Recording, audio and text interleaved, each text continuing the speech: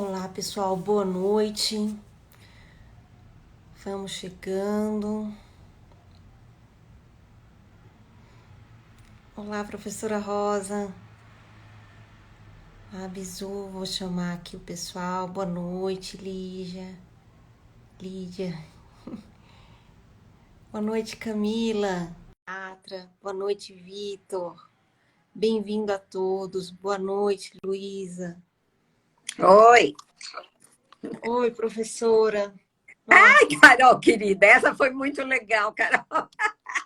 Todo mundo, Carol. Gente, olha, vou contar aqui os bastidores do que aconteceu. Eu e a professora Rosa, porque a gente tinha combinado que a live seria dia 29. Eu errei a data, publiquei a data dia 22. E a professora Rosa, com a maior delicadeza do mundo, falou assim, não, eu posso entrar hoje para te salvar. Na verdade, eu Meu estava no Deus. meio de um coral. Eu tenho um coral quinta-feira à noite. E a gente já... Mas Ai, estão cantando os homens. Aí, de repente, eu vi 22, eu falei, agora? Falei para o professor, eu vou sair que eu tenho uma live agora. Tudo bem, eu canto nossa, com eu te vocês. peço desculpas. Não, É o não faz mal. cansaço somado à loucura do dia a dia. E essa Eu fiquei agitação assim, que a gente tá. Tá bom, linda. eu não sabia nem o que fazer, professora, e eu só tenho que te agradecer, porque não tem nem Não, cara tudo aqui. bem, querida. O Me problema é que eu falei desculpa. para tanta gente que ia ter essa live, que eu acho que nós vamos fazer outra semana que vem, Carol, porque Nossa, um vai ser monte de gente me maravilhosa. pediu. Eu falei, espera da moça de Brasília, porque daí a gente faz junto, é melhor para mim. Mas eu não sei como é que eu vou fazer, depois a gente combina. Tá bom? Tá, a gente fica. Para mim vai ser um prazerzão poder ter dobradinha, né? Tá bom. Tá... É, o objetivo aqui, explicar um pouquinho quem é o meu público, né? Temos vários alunos de psicologia, né? A Tá, senhora esteve com a gente na época que eu era professora do CEUB. Temos vários amigos psiquiatras aqui. tá. E a ideia nesse momento, pessoal, tenta mandar aqui no aviãozinho para o maior número de gente, né? Eu sei que Isso, porque... a gente não avisou a tempo, é uma falha minha, mas o tema, professor, assim, fazendo a minha meia-culpa aqui, tentando me desculpar e me, né? As lives ficam gravadas, elas vão ficar gravadas aqui no IGTV, né? Então, isso ajuda a gente a não perder o conteúdo que a Tá gente vai estar ótimo. produzindo hoje, tá Tá bom? bom, tá bom. E aí eu não sei direitinho como que você gostaria, Carol. Quer que eu fale um pouquinho e depois as pessoas fazem perguntas? Porque eu não sei se as pessoas me conhecem, se elas leram meu artigo, mas provavelmente algumas sim, né? Sim, eu vou te apresentar. Eu Tá acho que a bom. gente poderia centralizar um pouquinho mais o seu Meu rosto. rosto, ele tá... Fala Isso, para mim como é que ele tá agora, tá bom? tá melhor, tá mais Tá. centralizadinho. Eu ponho em cima dos livros do Freud o meu negocinho. Tá bom assim? Tá ótimo, tá bem melhor. Tá. E aí, pessoal, esse momento agora que a gente está se aquecendo, sejam muito bem-vindos. Eu vou apresentar para vocês a professora Rosa Coquier. Eu tive o prazer de conhecer pessoalmente num primeiro workshop aqui em Brasília, que foi sobre manejo clínico, né? Professora, assim, para dizer a minha admiração, minha identificação, não só por ser, né, judia, eu sou descendente de judeus, então tenho um carinho especial, né? Também por ter caminhado ali pela psicanálise, eu já tive um caminho ali pela psicanálise winnicottiana, pela qual eu sou apaixonada até hoje. Acho que tem muitos enlaces ali do Winnicott com o Moreno sobre criatividade, né? E esse é um momento aqui, pessoal, para vocês conhecerem também o trabalho, para quem não conhece, porque eu acho que, né, com a gente do psicodrama todo mundo conhece o seu dicionário, é uma riqueza, eu amo ele, uso todos os dias para fazer referência, para fazer, né, para buscar ali, às vezes, uma referência num dos textos do Moreno, mas também do livro Sobrevivência Emocional, o livro Psicodrama Bipessoal, que são livros extremamente didáticos, extremamente sensíveis. Eu acho que a gente que é do psicodrama não dá para passar por eles sem passar pelo psicodrama sem passar por essa leitura que é muito didática e muito profunda ao mesmo tempo. São livros curtos, são livros finos, mas são livros assim extremamente úteis que até hoje eu uso e utilizo. Então, pessoal, essa é a professora Rosa Coquet, essa pessoa super querida e sensível. Eu tenho um grande prazer de receber e te agradecer demais, professora. Tá bom. Obrigada pelas palavras boas aí. Mas os livros, eles são didáticos, porque eu queria que eles fossem assim. Eu queria falar coisas difíceis de uma forma simples. Então, eu acho que eu consegui, porque eles são livros já há mais de 20 anos publicados, e aí os alunos ainda falam essas coisas, eu fico super tocada, né? Então, quer que eu entre no borderline? Quer que eu fale um pouquinho de distúrbio de personalidade? De transtorno de personalidade borderline, né? Esse conceito que hoje é um conceito que está no DSM, né, 5, que já veio ali do DSM-4, mas que é um conceito que a gente está herdando ali da psicanálise, né? E eu acho que esse é um ponto.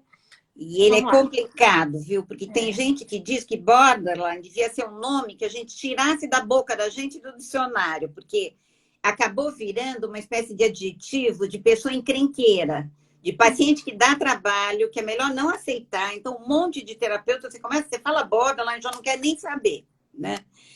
E eu mesma escrevi borderline no meu texto, no livro Sobrevivência Emocional. Eu peguei o nome do capítulo chama Eu Te Odeio, Por Favor, Não Me Abandone.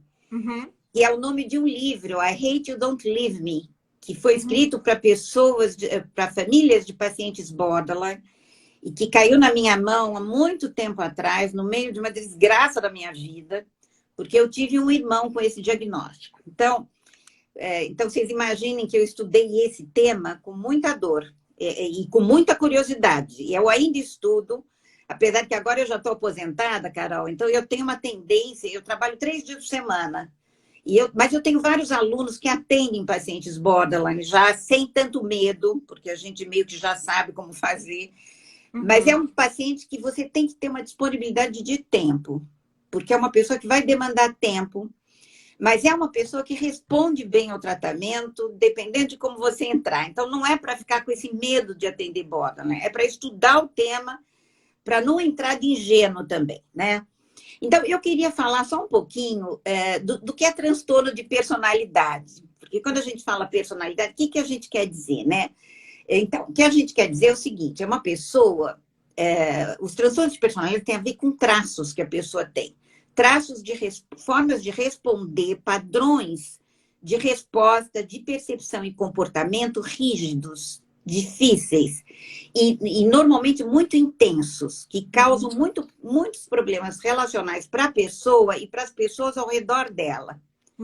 Então, é nessa classe de transtorno que se enquadra o transtorno borderline.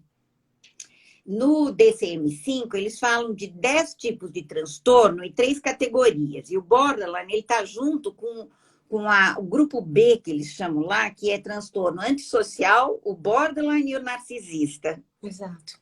Então, na verdade, eu já vi muitos autores que falam que existe um contínuo que vai desde o distúrbio narcísico leve, desde da histeria, passando pelo distúrbio narcísico e acabando no borderline, que seria como se fosse um contínuo, que de acordo com a gravidade, com uma maior rigidez de traços, você vai ter a pessoa num desses pontos aí do contínuo.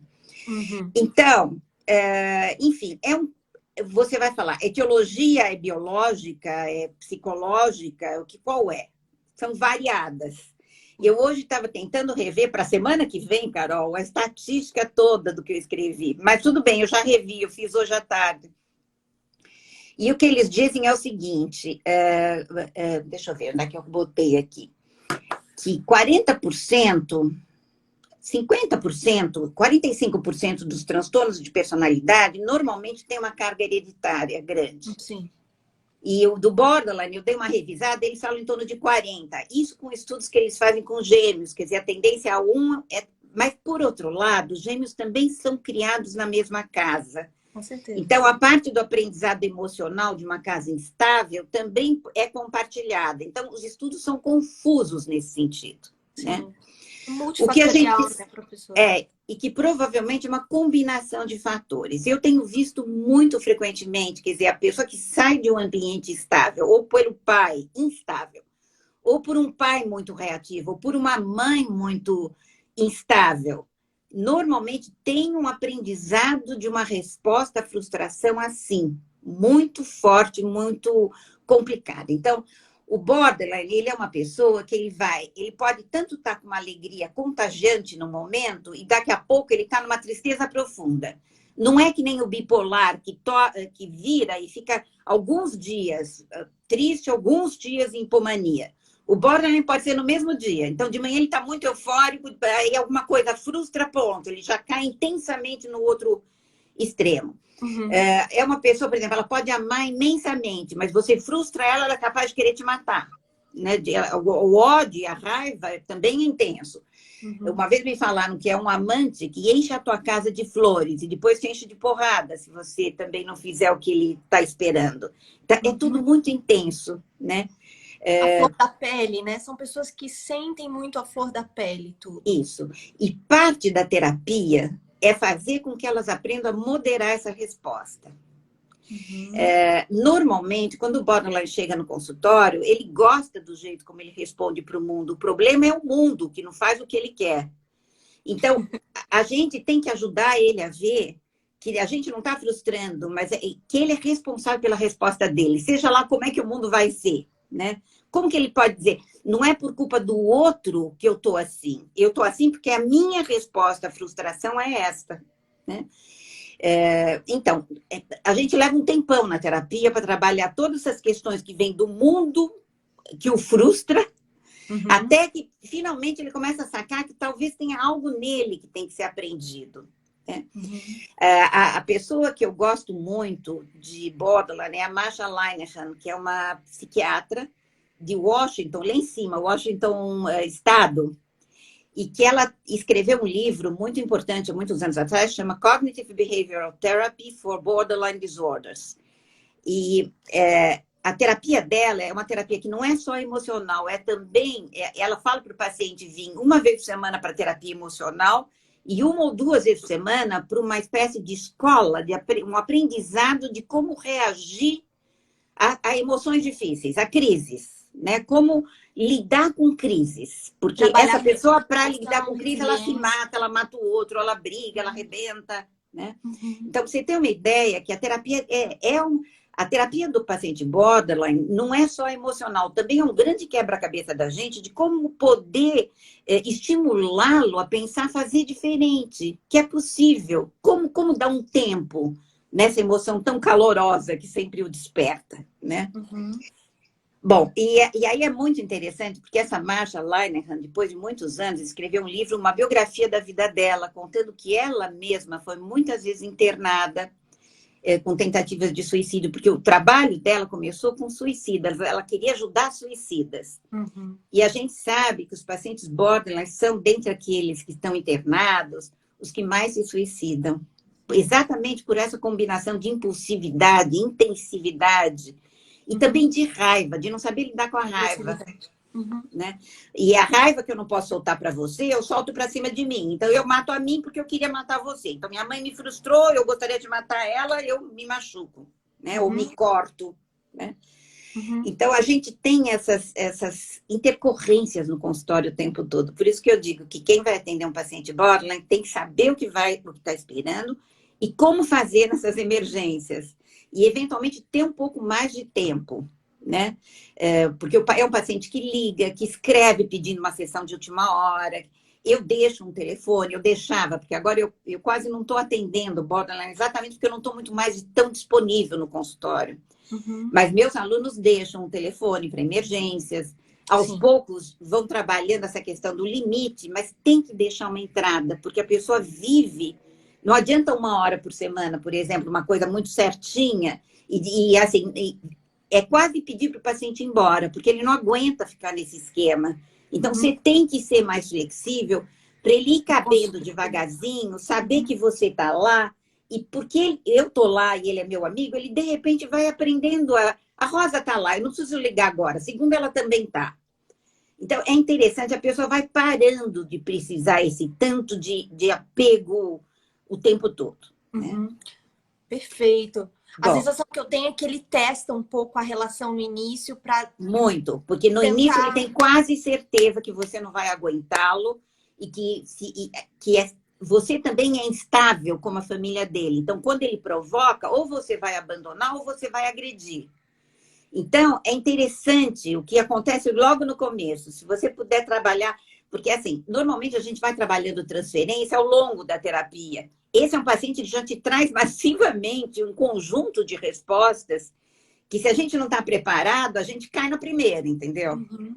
E tem uma pergunta aqui da Thaís Augusto que eu acho que é bastante pertinente, porque ela pergunta o seguinte: e quando lidar, como lidar quando a raiva é direcionada para o próprio terapeuta? Porque isso é muito comum também, porque a gente também se torna o alvo.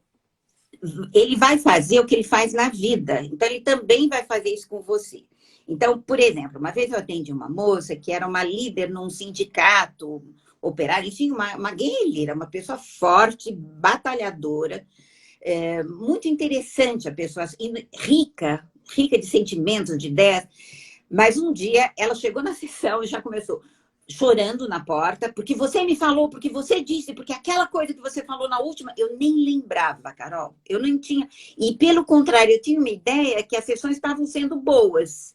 Então, como me tirou, eu na hora fui tão assustada, assim, fiquei assustada com o que ela falou, mas eu tive um relâmpago, porque eu já tinha lido. Eu sentei do lado dela e falei, olha, eu não sei, do lado, eu virei, eu fiquei do lado, eu estava mais... Eu tirei minha cadeira, pus do lado dela e falei, olha, me desculpa, eu não sei o que eu te disse, porque eu não lembro. Mas seja lá o que eu falei, se te caiu mal, eu te peço desculpas. Foi só isso que eu falei. Ela começou a chorar e falou, não é tua culpa, Rosa. Mas aí depois ela foi me falando devagarzinho o que eu disse e como ela entendeu. Então, veja só, no início, o borderline sempre entende mal. Ele entende que você está frustrando, ele entende que você está acusando, ele entende que você não concorda. Então, as palavras que a gente tem que usar e a forma que a gente tem que trabalhar sempre tem que ser com muita validação. Uhum. Então, se você não achar nada para validar, pelo menos fala que legal que você veio para a terapia. Que corajoso que você é. Que você está querendo entrar nessas coisas. É importante você me falar isso. Né? É muito importante. Ouvir que você tá sentindo Importante raiva. ouvir. Eu quero que da próxima vez que eu falar qualquer coisa que soa mal na hora, você me diga na hora. Não fica aguardando. Perfeito. Eu não vou embora. Eu estou aqui. Porque se eu for embora, eu confirmo a coisa do abandono, da negligência. Né? Uhum. Então, enfim, é um paciente que faz você patinar, mas eu acho que não tem paciente que nos ensina mais de psicoterapia, de psicopatologia, de como ser flexível e adaptando técnicas, entendeu? Sim. Então, eu não sei o medo que as pessoas têm e a curiosidade, mas eu gostaria que me perguntassem, aí eu vou falando, tá bom? Então, pessoal, coloquem aqui na caixinha de perguntas, um balãozinho com uma pergunta que eu vou puxando as perguntas e elas vão aparecendo. Vocês também podem colocar no chat. Eu acho que essa pergunta, né, quando a agressividade se direciona para o paciente, é uma excelente pergunta. Uma outra pergunta, eu vou aproveitar aqui enquanto o pessoal não faz, é a questão do borderline na adolescência. Né? Porque ainda é algo muito criticado, como fechar um diagnóstico de borderline na adolescência. Né?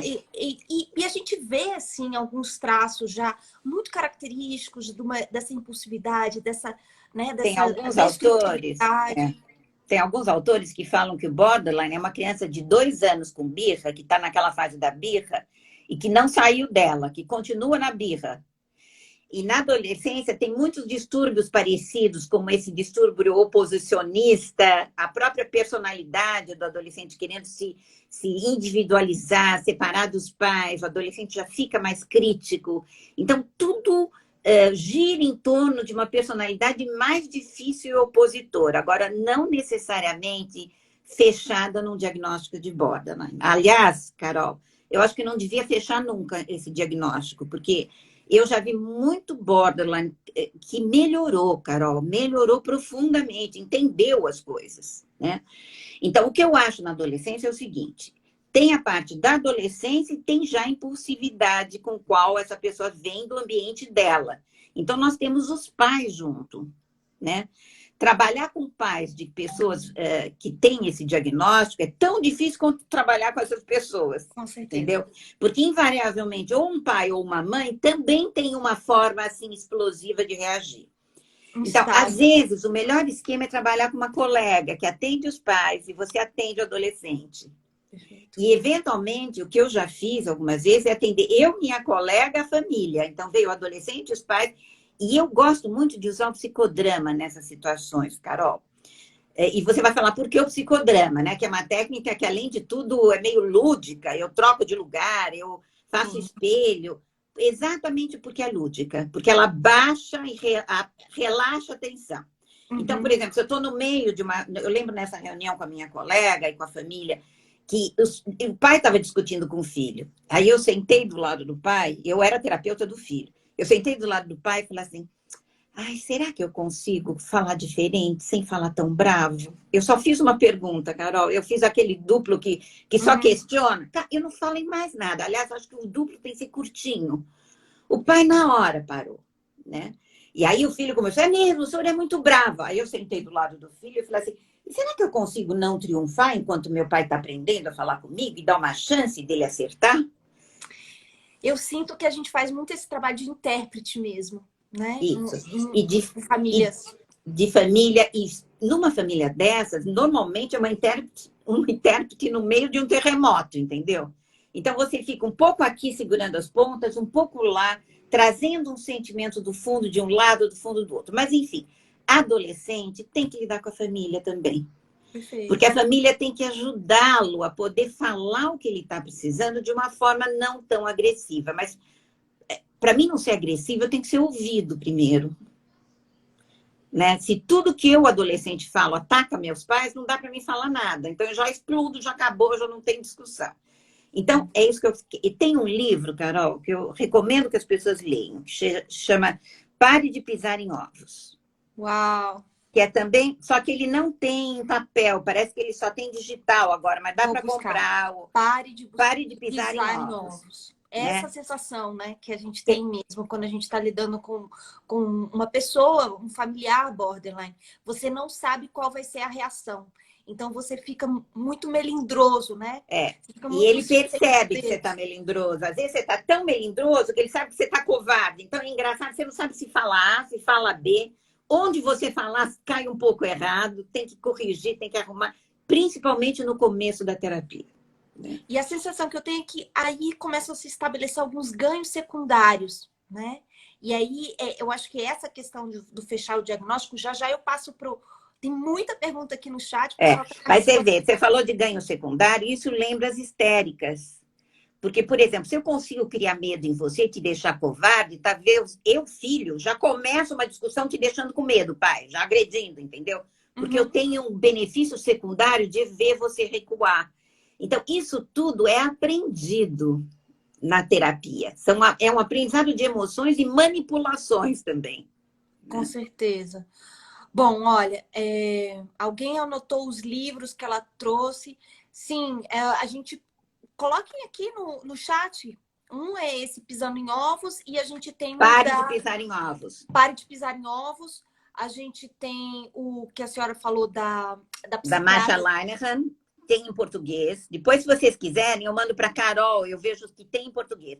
Esse é Hate You Don't Leave Me. Eu não tenho o nome. É Judith? Depois eu mando o nome. Mas eu te amo, te odeio, por favor, não me abandone. É o nome do meu texto no meu livro, Carol, porque é um pouco essa coisa. Eu quero você, mas eu vou fazer tudo para que você pense que não e me abandone. Quer dizer, eu estou esperando que você não goste de mim, mas eu quero que você goste. Sim, entendeu? Mas é inspirado no livro, né, professor? Inspirado no livro. Tá. Tem uma pergunta aqui, ó. Como você faz quando percebe que a pessoa é borderline, mas ainda não tem diagnóstico? Acha um bom colega psiquiatra que discuta com você e te ajude. Porque, assim, é difícil fazer esse diagnóstico.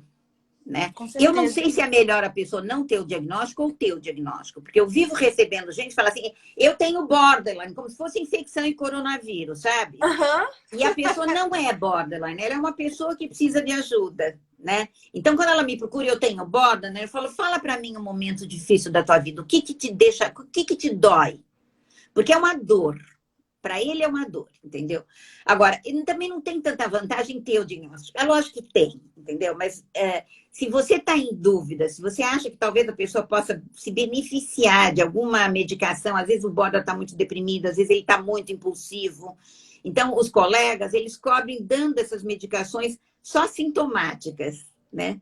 Eu Sim. tenho uma tendência, mas normalmente eles vêm para mim do colega psiquiatra para mim, né? Eles já vêm com isso. Eu tenho uma tendência a tirar a medicação, fazer a pessoa começar a acreditar nela mesma, que ela pode modular, entendeu? Perfeito. Agora, eu não fico enfiando o diagnóstico na boca de ninguém, viu? Eu pergunto, o que que te dói? Eu posso te ajudar em alguma coisa? Tem algo que te dói, que eu posso te ajudar? Me fala. E eu acho que a questão principal é que é importante a gente ter esse cuidado mesmo, né, com esse rótulo, porque acaba a pessoa, a gente não conseguindo ver as relações mesmo, ver a dificuldade, trabalhar realmente o que de fato dói. Tem aqui a pergunta da Camila, que é psiquiatra, olha, qual o entendimento da doutora Rosa quanto à possibilidade de cura para o transtorno de personalidade borderline? Eu já vi, não sei se cura, porque também a ideia de cura, qual cura em relação a quê? Vai ficar mais Exatamente. neurótico? Eu já vi muito borderline parar de atuar tanto, principalmente quando é uma pessoa que vem tipo 25, 30 anos, que ela tem já uma maturidade e uma vontade de acertar, entendeu? Quando ela não está tão depauperada. Mas eu já tive alguns pacientes que se deram muito bem, conseguiram ficar em empregos, conseguiram fazer relações Mais íntimas, estáveis, mais mais funcionais. duradouras, entendeu? Conseguiram entrar nessa coisa de aprender. Então, por exemplo, se a pessoa está muito impulsiva, está muito nervosa, eu tinha uma mãe que batia na filha.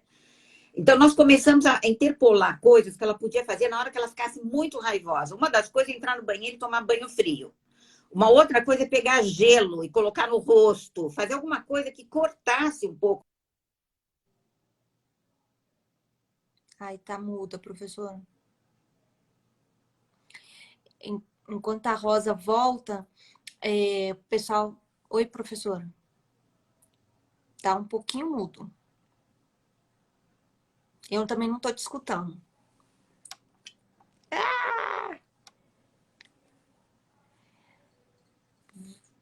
Vamos lá. Se a senhora quiser sair e voltar, enquanto isso eu vou puxando algumas perguntas. Vocês estão me ouvindo? Quem tá aqui tá me ouvindo? Ela volta, gente. Fica tranquilo que tudo volta. A Camila tá aqui, ó, falando tirar a medicação. Penso que existe essa possibilidade de desmame, né, Camila? Trabalhado junto com o psiquiatra. Tá, vocês estão me ouvindo. Ótimo. Vou fazer essa pergunta, Flávia. E quando o cliente border abandona a terapia? Isso é muito comum? Minha paciente abandonou a terapia. Isso é muito comum mesmo, Flávia. Percebo também que às vezes o paciente, por vezes, abandona. Deixa eu chamar a professora Rosa aqui.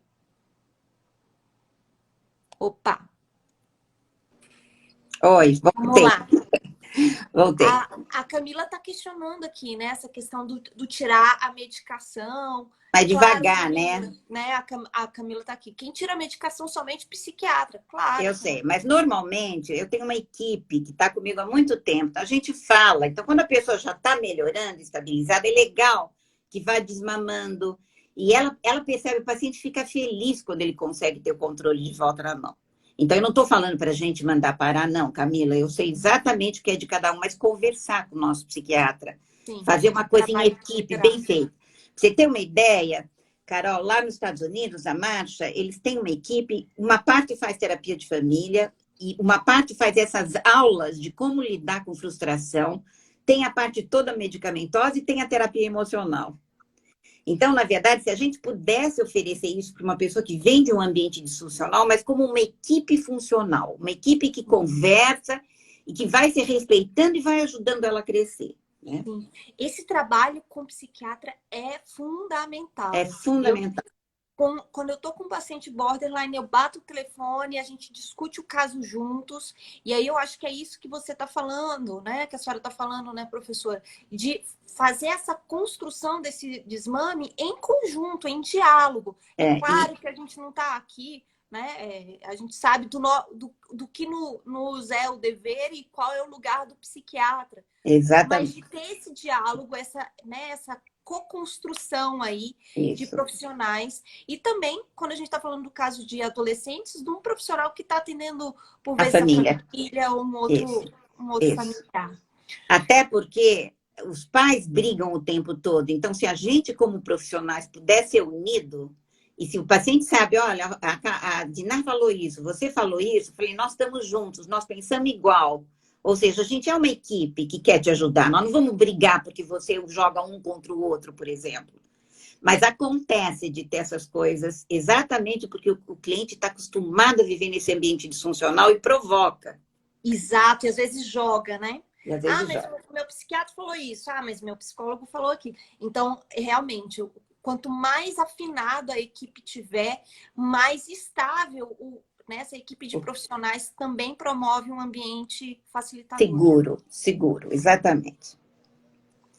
Eu acho que alguém falou de abandono de terapia. Alguém perguntou, eu vi que você falou. E é comum, sim. Uhum. Quando você é mais experiente, como eu sou agora, Carol, mas não como eu era no começo, você não perde tanto, porque você já adianta, né?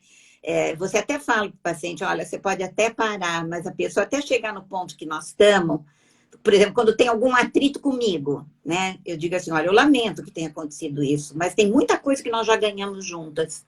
É lógico que a gente não vai o tempo todo acertar, mas é legal que você continue, porque senão vai ser mais uma na lista, e normalmente ele vem com uma lista de profissionais que já foram, já não deram. Agora, é interessante, como eu sou mais velho, o paciente já traz uma carga de transferência maior para mim no sentido positivo. A senhora deve conseguir, doutora Rosa. Eu falo, mas eu não sou salvadora, né? Eu não salvo ninguém. Eu vou tentar dar o meu melhor, mas dê o seu melhor também. Me ajuda a te ajudar, às vezes eu digo. Uhum. Né? Porque se você ficar pondo bombas no nosso caminho, na nossa relação, daí eu não vou conseguir. E eu vou lamentar não conseguir. Com certeza. A Flávia colocou aqui, né, de aprender a lidar com os gatilhos. E eu acho que dos gatilhos a gente está falando a frustração, né? Isso. A rejeição, o medo do abandono. Né? Muitas vezes o set terapêutico. Então, o paciente quer mais sessões ou quer sessões em momentos que você não pode dar. Então, isso já é um gatilho para você não ser a pessoa que está do lado dele, para você não ser uma pessoa que confia nele, que ele pode contar, você é igual a todo mundo. Isso já é um gatilho. Então, tem várias ratoeiras no meio do caminho. Sim. E a gente tem que ir ficando esperto aí, né? Para que ele fique na terapia. E a Vanessa colocou um comentário aqui que é interessante, que é comum o border tentar desqualificar o terapeuta, mas não largar a terapia também. Às vezes eu percebo que o paciente borderline vem com um discurso, olha, meu outro terapeuta, ele era horrível, ele era... Não está adiantando nada, não está adiantando nada. Conta. E aí vem com o mesmo discurso por vezes, né, com você. Isso, mas e a ideia, eu falo para os meus alunos assim, esse moço não sabe quem é a Rosa, né? Aliás, a maior parte das pessoas não sabe quem é a Rosa de verdade. Vovó de 9, uma senhora de 71 anos. Ele não sabe como eu sou na vida, como eu sou com meus filhos, com a moça que trabalha aqui em casa. E o que ele está falando não é para mim, é para alguma coisa projetada em mim. Se ele me conhecesse, provavelmente eu acho que ele gostaria da minha forma de ser como ser humano.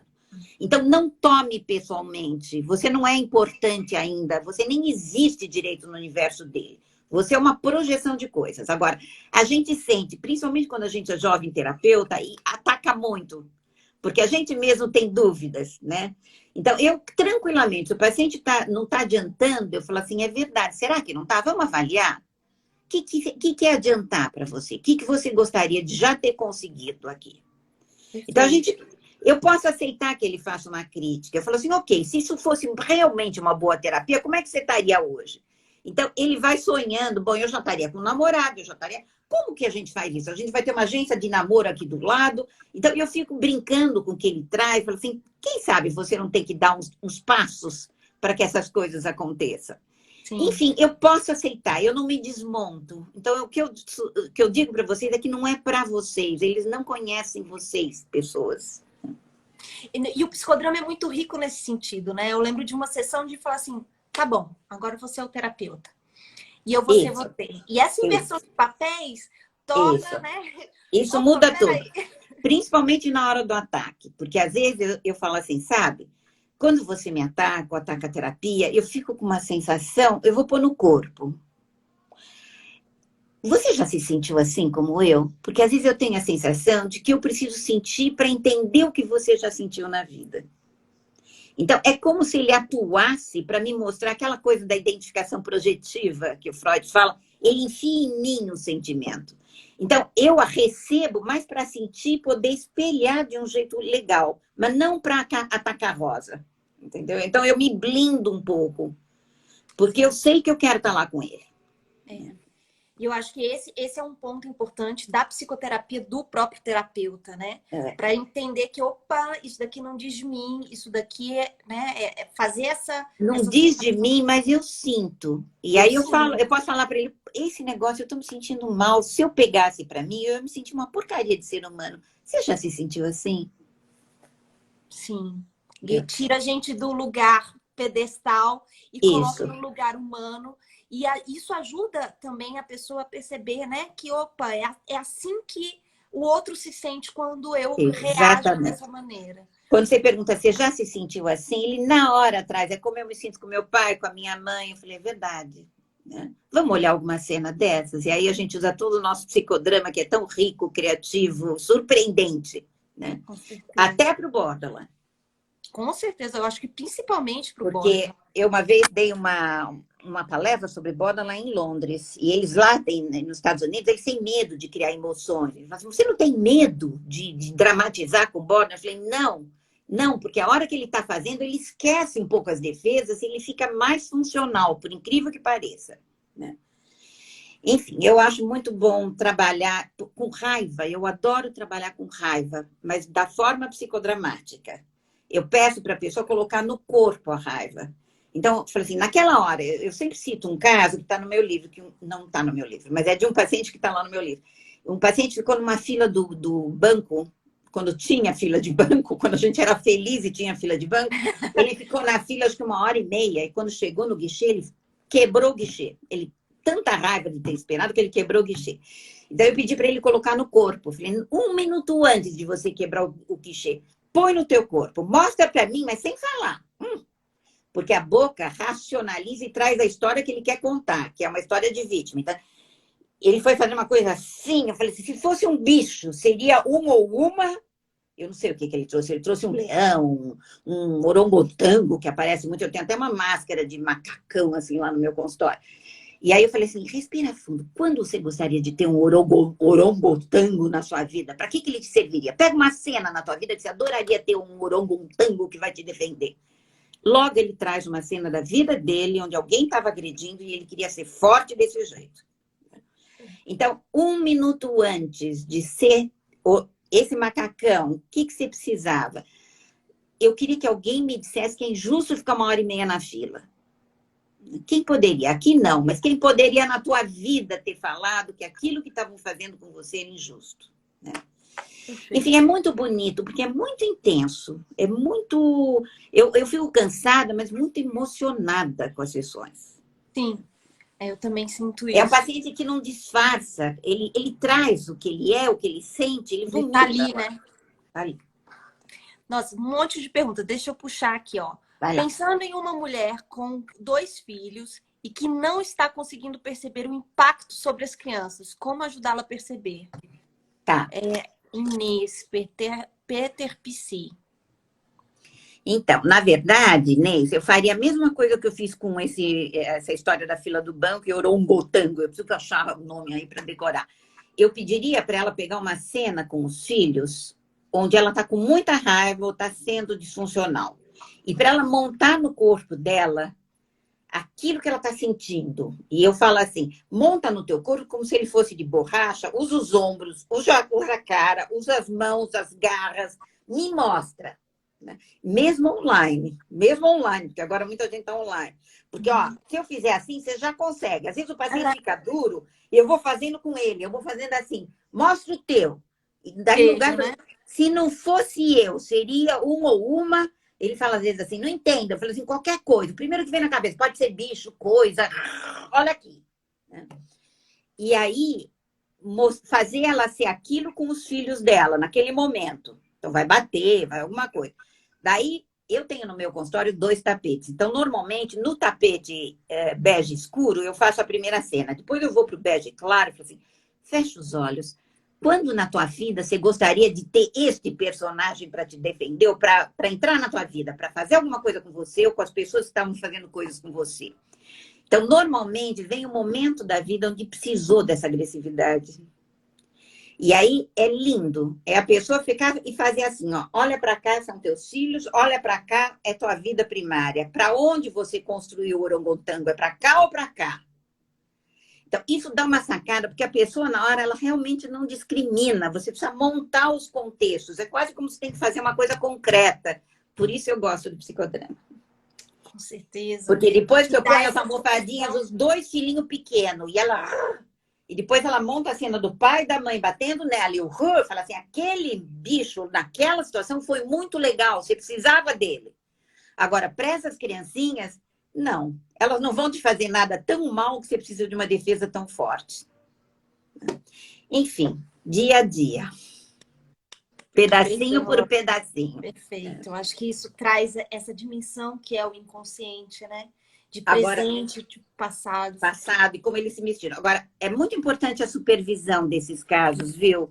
Como a Inês está perguntando, é legal como se ela estivesse num grupinho e o grupinho soubesse do caso dela, soubesse da dificuldade que ela está tendo com essa mãe, e o grupo vai dando força para a Inês lidar com essas difíceis discriminações. Então, principalmente paciente borderline, que deixa a gente inseguro da nossa própria capacidade, enfim, a gente precisa de um grupo de apoio. A senhora está dando supervisão? Vou aproveitar e perguntar. Eu tenho, quer ver, 2, 4, 6 grupinhos super cheios, porque são grupos pequenininhos, Carol, porque senão... agora tem grupo que já tem 7, porque eu tenho uma listinha de espera, então eu não tenho lugar. E eu não quero atender mais, Carol, para mim. Por mim, eu preciso atender só esse número de horas que eu estou atendendo. E a supervisão? Mas, então, também. Porque eu já tá, a grade está cheia. Mas tem gente que já está dando, e depois assim, se a gente monta um grupinho que começa a estudar um desses livros que eu falei, e o próprio grupinho vai se supervisionando, dando uma rede de apoio, né? Sim. Então, não é só a Rosa que diz. Um convite, pessoal, vamos montar o nosso grupinho. Né? Isso, Carol. A gente tem condições de trazer, quem tiver, vamos procurar inbox. A professora Rosa Cuquier tem, né, já trouxe vários livros aqui e que nos ajudam e que nos orientam. Né? Temos aqui em Brasília também professora Penha Neri, né? A Penha.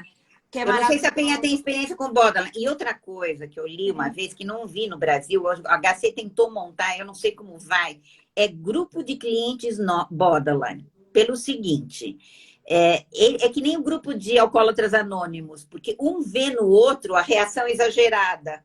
Então, é legal. No outro, eu consigo ver o que eu não vejo em mim, entendeu? Então, grupos de iguais funcionam com esse princípio de espelho. O que eu sinto, professora, é que exige muito manejo. Precisa ali de pelo menos 2 terapeutas, porque um só não dá conta então, né, mas diz que é muito, muito legal. O que eu já li é que não vi ainda e não tive chance de fazer. É que eles não ficam só na figura de autoridade do terapeuta, mas também dividindo com o colega e crescendo por essa coisa de olhar o outro, entendeu? Valeria a pena, se o pessoal jovem está me ouvindo, de um dia fazer uma experiência. Mas eu acho que tudo começa com um grupo de estudos. Carol, topa a ideia? Topa? Beleza, eu topo a ideia. Vamos lá. E eu ajudo no que você precisar, Carol. Indiretamente eu ajudo. Opa! Então, supervisão ali. Isso. Ou qualquer coisa que você queira perguntar, meio off. Rosa, aconteceu isso? Como se faz? O que eu posso sugerir? Maravilhoso. Eu acho que, assim, não é por um acaso que os pacientes borderline nos acionam. Né? Eu também tenho essa questão familiar, né? Essa sensibilidade. Eu acho que quando a gente vivencia isso de uma maneira mais perto, a gente fica mais sensível, né? Isso. E é interessante que, assim, vai atraindo, como meio que um para-raio. Um paciente vai puxando o outro e realmente vai dando mais manejo mesmo, né? E eu acho Exato. que o que a senhora traz, assim, da experiência, não só vivencial, né, da familiar, mas também essa profissional, acaba gerando esse know-how, né, esse como fazer, que vai muito além do que também está nos livros, muitas vezes, né? E olhar para essa pessoa nessa dimensão humana, para além do Isso. rótulo, né? Pessoal, eu queria só avisar também que a professora tem um canal no YouTube, e esse canal também tem muito conteúdo, né, professora Rosa? Tem um Eu site. tenho um curso de borderline na minha página, que é www.rosacuque.com.br. E eu fiz uma aula, eu dei uma aula de borderline muito completinha há alguns anos. Aliás, as aulas que estão lá são as melhores aulas que eu dei ao longo dos meus 47 anos. Olha como eu sou velha. Então, eu gravei essas aulas, eu fiz PowerPoints novos, então estão lá, estão gravados, falados, mostrados. Então, se vocês quiserem prestigiar, no YouTube, eu tenho um canal também, e lá eu tenho um trailer de cada curso desses. De repente, algum deles interessa. Mas agradeço que você falou disso, Carol. Sim, eu fiz o workshop quando a senhora veio em Brasília, e que foi muito útil, Que sempre bom. muito didática. Pessoal, mais alguma pergunta? Queria só agradecer, professora, aqui, ó, rosacuque.com.br. Cookie é só com K no final, né? Muitas vezes, eu só quero dizer que as pessoas me encaminham pessoas borderline. Então, muitas vezes eu recebo telefonemas, WhatsApp, eu sempre respondo. Eu sempre tento encaminhar para alguém que pode atender, ou para algum serviço público, quando a pessoa não pode pagar nada. Tem grupos na internet sobre borderline, mas também com muito estigma, né? Então, enfim, pesquisem um pouquinho. Tem recursos para trabalhar com transtornos de personalidade. E estudem, porque daí vocês criam um grupinho com psiquiatras, com psicólogos que têm um estofo para poder trabalhar com paciente assim difícil. Sim, Tá tá bom? aberto o convite. Professora, a gente vai se encontrar então no dia 29, que aí eu já fico Ai, preparada. deixa eu ver então, vai, porque eu não posso faltar 2 vezes no coral. Eles devem Tá estar bom. bravos comigo, porque no coral nós somos Peço 10 desculpa. pessoas e eu sou soprano, eu sou uma das 3 sopranos. Se eu falto, fica faltando. Tá bom. Então deixa, mas como ela está gravada, Carol, eu vou Isso, fazer uma propaganda em cima dela, né? E se perfeito. você quiser, deixa passar uns 2, 3 meses, eu faço de novo mais uma, tá bom, Carol? Aí a gente combina Excelente. direitinho, não faz uma semana antes. Tá bom. Mas foi Queria legal, só tudo bem. agradecer. O Tá pessoal bom. tá realmente pedindo aqui, né, a gravação. Fiquem tranquilos, vai ficar gravado. Professora, né, eu também te li ali, né? A Vanessa é uma colega minha lá de Florianópolis. Na época, a gente se conheceu, eu estava fazendo mestrado, ela estava fazendo doutorado. Te conheço desde a época da faculdade. A senhora encanta já gerações, né? Ao longo Eu não desses sou boa anos. cantando, não, mas eu estou aprendendo direitinho, tá bem gostoso, principalmente nessa pandemia, cantar um pouco, né, gente? Sim, Enfim, eu te agradeço também, maravilhoso. Carol, pelo convite, pelo prestígio. E, assim, eu tenho muito apreço por esse tipo de paciente, né? Por umas coisas familiares. Você falou da tua família, eu quero te dizer que a Alice Miller diz que todos nós vamos ser terapeutas, não é por vocação, é por destino. É porque a gente, desde pequenininho, está lidando com essas coisas difíceis do apego humano. Então, todas nós somos grandes sobreviventes, só que esse paciente que nos procura tem muitas dores e muitas cicatrizes e muita ferida exposta. Então, a gente precisa estar bem treinado para ajudar. Tá bom? Tá certo. Muita gratidão, Então professora tá. Rosa, sempre ensinando com muito amor e carinho. Espero poder, né, te reencontrar em breve. Desculpa realmente o, Não né, contratempo. deu tudo certo, Carol. Se deu No certo, final deu valeu. tudo Agora, certo. você deve estar correndo muito, né? Que eu vejo você, às vezes, nas coisas que você está fazendo. Agora, deixa eu só te falar. Depois você me manda o link e talvez algumas mais perguntas. Eu não sei se fica gravado. Acho que no Instagram não fica o... Fica. Eu Fica. já. Uhum. Mas Mas eu. quem quiser me perguntar qualquer coisa, escreve para mim, escreve no Instagram, é fácil de me achar, em todo lugar é fácil de me achar. @Rosa Cuquier, né? Isso é meu rosacuqui@uol, é meu e-mail. no Instagram, você também pode escrever para mim, no Facebook. Eu sou pão para toda obra, eu sou fácil de achar, tá bom? E acessível, né, E professora? Não só o acessível. nome Principalmente fácil. quando com perguntas assim de jovens coleguinhas que querem ficar mais fortes. Eu adoro, eu ajudo todo mundo que eu puder, tá bom? Muito Tá. obrigada. Obrigada a você também. Tchau, tchau, querida. Tchau, boa Tchau, noite, tchau. professora. Muito obrigada também, pessoal, todos que estiveram aqui. E só agradecer para essa live ficar salva. Até a próxima, até próxima quinta-feira. Um beijo para vocês. Eu gostei demais dessa live, foi uma live super importante. Sugiram aí também os próximos temas, o que vocês gostariam de ouvir nas próximas lives, porque isso me ajuda a trazer conteúdo de qualidade, com profissionais que vão estar aqui agregando. A Rosa é super especial, professora Rosa Coquet. Um beijo, uma boa noite para todos vocês. Até a próxima.